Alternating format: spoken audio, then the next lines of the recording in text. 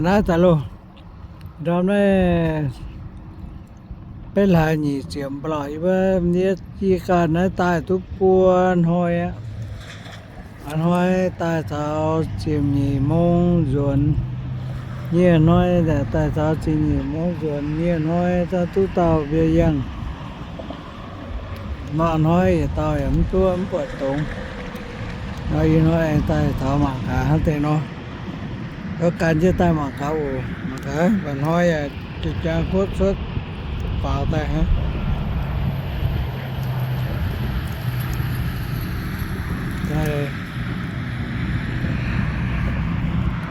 tại quên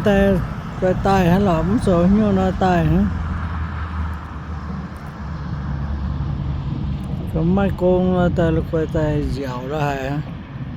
lại chiên ô lại chiên cái gì ta mà ô chưa sẽ phụ bồn ô thank you for come watching and helping me thank you so much God bless you thank you. Today is Thursday on August 20. Right now about 6 o'clock, 6 or over 6 in the morning. Thank you. Lại xin nói Thursdayว่าเลยไปไฟเป็ดลาnhị chiếc ô hiện nay chú nom chiang hồ hồ đom lại xin ô lại xin cái tai mạng thôi chưa sẽ phụ bún tai on như vậy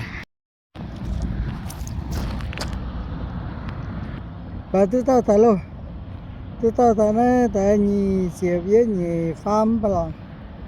thôi nhé lại xin chiếu thì nu sẽ phụ tôi tao ta lại xin ô lại xin vô căn chứ tai mạng ô này